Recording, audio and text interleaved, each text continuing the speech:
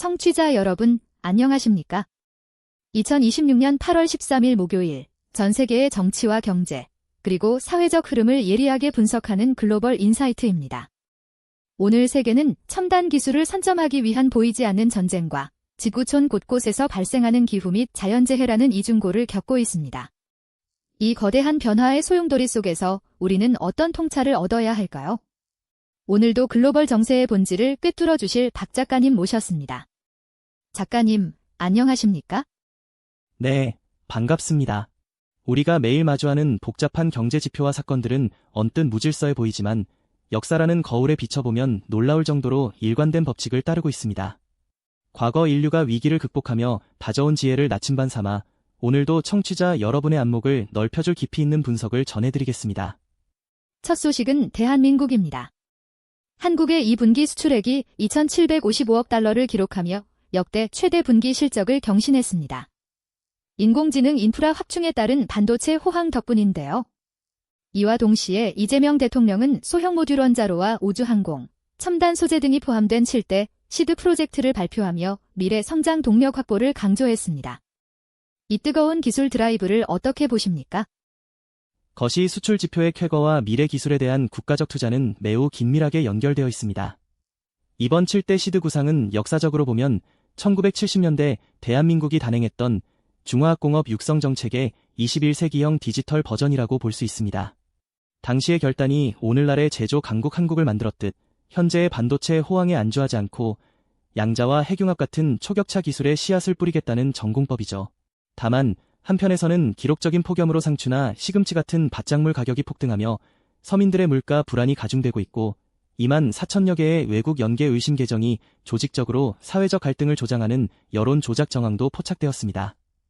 빛나는 첨단 수출 지표 뒤에 가려진 민생 물가와 사회적 내실을 튼튼히 다지는 것이 현 이재명 정부의 가장 중요한 과제가 될 것입니다. 다음은 미국입니다. 미국의 7월 소비자 물가 지수가 연간 3.4% 상승에 그치며 인플레이션이 소폭 완화되었습니다. 이 소식에 증시가 상승세를 탔고 인텔은 칩 제조 시설 확장을 위해 성공적으로 200억 달러 규모의 증자를 마쳤는데 투자자 수요가 1,000억 달러를 넘어섰다고 합니다. 대단한 열기네요. 네, 그야말로 자본시장의 신뢰가 확인된 순간입니다. 이 현상은 역사적으로 19세기 미국과 영국을 휩쓸었던 철도 광풍의 양상과 매우 닮아 있습니다. 당시에도 기차가 실제로 달리기 전에 철로를 깔고 기관차를 만드는 하드웨어 인프라 기업에 막대한 자본이 집중되었죠. 지금의 엔비디아나 인텔 같은 AI 하드웨어 기업으로 돈이 몰리는 것도 똑같습니다. 기술의 구체적인 실현보다 이를 뒷받침할 인프라, 즉 진짜 곡괭이를 쥔 기업들이 패권을 쥐는 국면입니다. 하지만 이면을 보면 도널드 트럼프 행정부가 금융범죄 단속국에 실소유주 정보를 보고해야 하는 의무를 기업들에게 면제해주는 규제를 확정했고 중동 지역 대사관들은 이란과의 분쟁 지속으로 운영 축소를 준비 중입니다.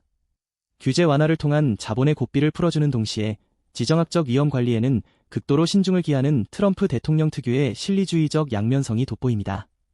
중국 소식입니다. 최근 중국 기업과 대학의 총 연구개발 지출이 미국을 제치고 세계 1위를 차지했습니다.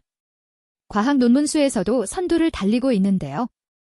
상하이시는 2030년까지 소프트웨어 산업 규모를 4조 위안으로 키우는 15차 5개년 계획을 발표하며 지능형 컴퓨팅 클러스터 구축에 나섰습니다. 미국의 제재 속에서 이룬 성과라는 점이 눈에 띕니다. 이는 과거 냉전 시기 미국과 소련이 벌였던 스푸트니크 쇼크 이후에 대대적인 기술 경쟁을 연상시킵니다. 당시 소련의 위성 발사에 충격을 받은 미국이 국가 과학 재정을 쏟아부었듯 지금 중국은 미국의 강력한 기술 봉쇄를 자국 중심의 전폭적인 국가 자본 투입으로 돌파하겠다는 기세를 보이고 있습니다. 인민은행의 완화적인 통화정책 지원하에 국가적 R&D 역량을 총동원하는 신국가 체제의 위력인 셈이죠.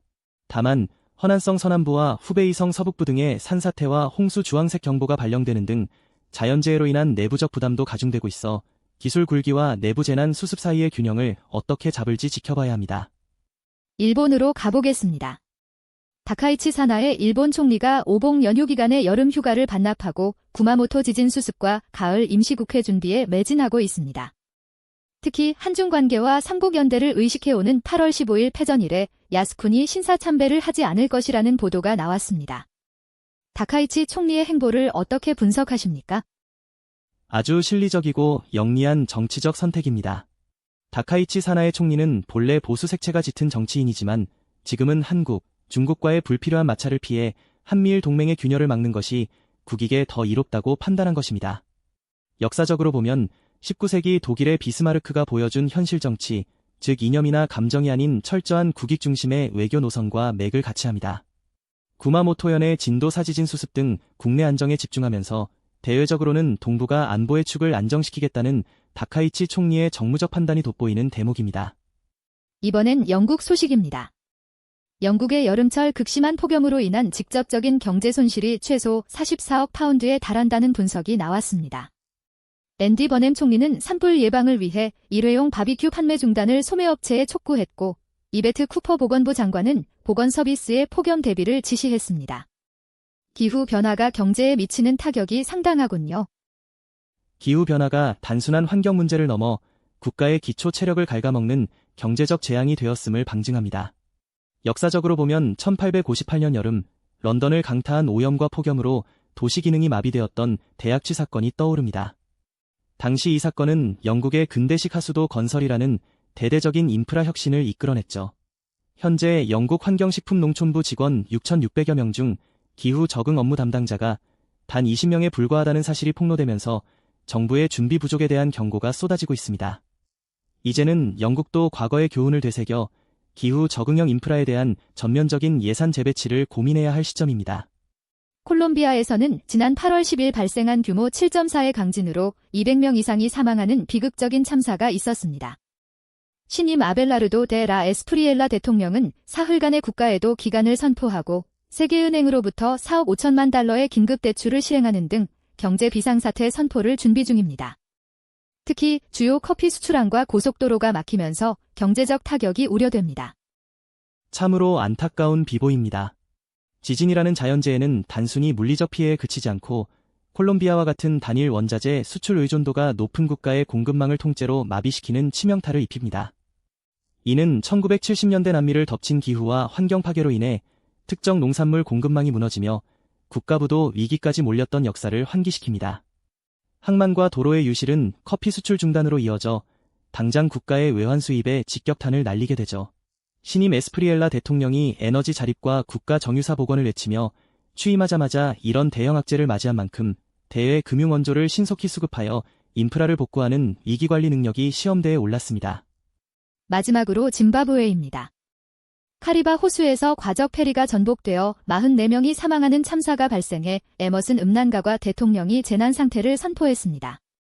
이런 비극 속에서도 경제적으로는 리튬 생산 기업들이 현지 가공 인프라에 14억 5천만 달러 투자를 약속했고 인플레이션을 한 자릿수로 안정시키며 올해 5% 경제 성장 목표를 자신하고 있습니다.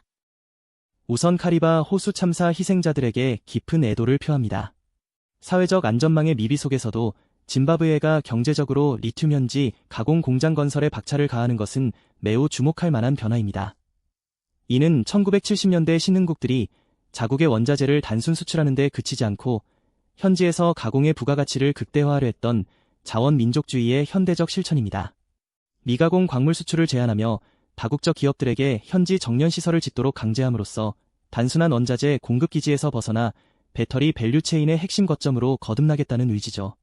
안정적인 것이 경제지표를 발판 삼아 아프리카의 기술 자립을 꿈꾸는 짐바브웨의 행보가 매섭습니다. 글로벌 단신입니다. 첫째로, 미국의 트럼프 행정부가 금융범죄 단속국의 실소유주 정보를 보고해야 하던 기존 의무를 최종 면제하며 불법 금융방지 제도를 철회했습니다. 둘째로, 중국의 개혁 개방 시기를 이끌었던 주룽지 전 국무원 총리가 향년 98세를 일기로 베이징에서 별세했습니다. 마지막으로, 도요타 자동차를 세계 1위로 성장시킨 일본 경제계의 거목 오쿠다 히로시 전 사장이 93세의 나이로 타계했습니다. 작가님, 이 짧은 소식들 뒤에 숨은 의미는 무엇인가요? 매우 상징적인 시대적 전환점들이 겹쳤습니다. 주룽지 전 총리의 타계는 중국이 세계무역기구에 가입하며 자본주의 시장에 본격 승차했던 개혁 개방의 황금기가 역사 속으로 저물고 있음을 뜻합니다. 오쿠다 히로시 전 사장의 별세 역시 하이브리드 명차 프리우스를 탄생시키며 일본 제조업의 르네상스를 이끌었던 한 시대의 마감을 의미하죠. 반면 미국의 실소 유주 보고 면제는 트럼프 행정부가 신흥 기술 기업들과 자본가들에게 세무적, 행정적 자유를 다시 돌려주는 철저한 자율 경쟁 시대로 회귀하고 있음을 보여줍니다. 거인들은 떠나고 새로운 게임의 규칙이 시작되는 과도기적 순간입니다. 오늘 준비한 소식은 여기까지입니다. 역사의 흐름 속에서 오늘의 좌표를 읽어내는 유익한 시간이었습니다. 박 작가님, 오늘 방송을 정리해 주실 한 줄 평 부탁드립니다. 오늘의 한 줄 평은 씨앗을 뿌리는 자가 미래의 수확을 결정한다로 하겠습니다. 한국의 7대 시드 프로젝트, 중국의 막대한 R&D 투자, 그리고 짐바브웨의 리튬 인프라 구축까지 지금 당장의 어려움 속에서도 내일의 먹거리를 위해 기초 체력을 다지는 국가들만이 다가올 새로운 무역 패권 전쟁에서 살아남을 자격을 얻게 될 것입니다. 네, 변화의 파도 속에서도 본질을 잃지 않는 통찰의 중요성을 다시금 깨닫습니다. 청취자 여러분, 오늘 하루도 지혜와 통찰이 가득한 활기차고 의미 있는 하루 되시길 바랍니다. 지금까지 글로벌 인사이트였습니다. 고맙습니다. 감사합니다.